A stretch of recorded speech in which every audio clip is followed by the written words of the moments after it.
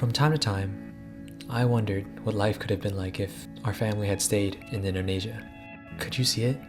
Living amongst the green rice fields, lined by palm trees and the sound of motorcycles rolling through the dirt roads.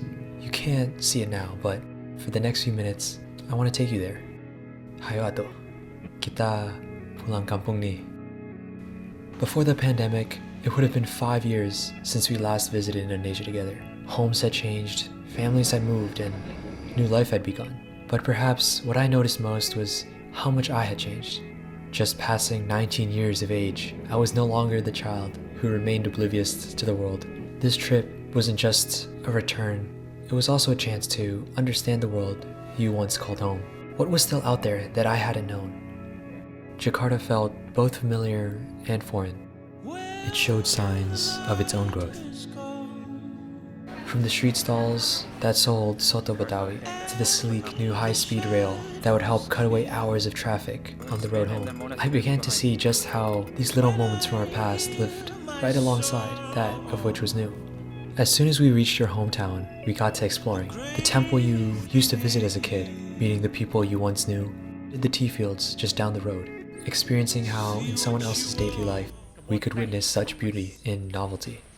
Joining in on a family reunion, I saw uncles and aunties I had only met a handful of times before. I wondered what kind of history all of you had with one another and how you all grew up to be how you were here. The more I thought, the more I would realize how little I really knew. A thousand lives. I take what I want. One of the following days, we had one of the craziest crossover episodes with friends from Amsterdam, Jakarta, Sweden, America, and right here in Bandung, meeting up, all connected by our parents' roots here in this little Indonesian city. Given a short tour of the streets of Bandung, we went bowling, did an escape room, and played Jenga with tiramisu. Is it heaven out there? I know that guy. You know that guy? Yeah, Wait, got from the where? screen. Wait, how do you know him? I don't know, man. I know it since since I was little. Since I you were know little? the guy. Yeah, I know Wait, this guy. do I know him? Yeah. Wait, who is she? Where? Who is she? That guy right there. Oh. And somewhere amidst the whirlwind of good laughs, juice blimbing, and shooting ranges, I felt like a kid again, catching a glimpse at what childhood might have felt like here. Were these the kinds of memories you kept close from your youth? Running through the city, exploring new malls, or vying for parking? I wondered in this brief passing moment if I had been given a chance to live just like you once did. But before we knew it, we were on our way again. A 7-hour train ride to the city of Yogyakarta. Jogja! Here we come. A little duo trip to rediscover the culture that you hadn't experienced since a field trip in elementary school. To try the apparently nation-famous gudeg and walk down their Jalan Malioboro, their take on Times Square as you called it, learning about the city's role in our country's independence at the Vredenburg Museum. The city felt like a conversation with history, not just of the country's but of your own. As we hiked up Puntok Setungu at 3 in the morning to watch the sunrise over fog-traced mountains, I felt unending gratitude to this life for showing me this.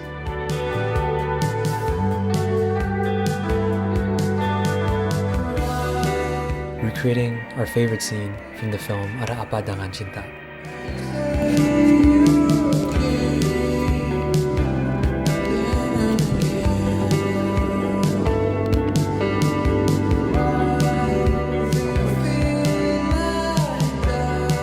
I couldn't help but wonder if we ourselves were recreating the stories you'd always told me about, road tripping to Bali just for the joy of it.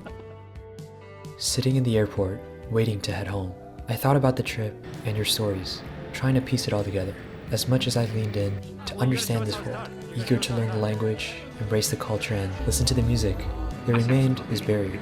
The gap of language and generations left me wondering if I could truly achieve my goal, to grasp what it meant to have lived here in your shoes and to know its intricacies. But how could I? A 2-week trip wouldn't tell me that. I doubt a whole lifetime would. But turning to the little stories I heard, I realized their repetition, their traces in my own life. How in the moments where you sat on the side of the street eating mie goreng with friends were not so different from us eating gudeg on the benches of Gudeg Sagan, your long road trip to Purwakarta with high school friends. Perhaps living in the journey to Jogja just for the sake of our exploration. As people, we may never fully know each other to our greatest depths. We may only know the experiences we've had alongside each other. But in the pursuit, we start to get a glimpse to how your story lives in mine. And all I can hope is that this story will show itself in my life to be passed forward to whoever crosses my path. From time to time, I wondered what life would have been like if you never chose to leave Indonesia. But in some strange way, it's as if you never left.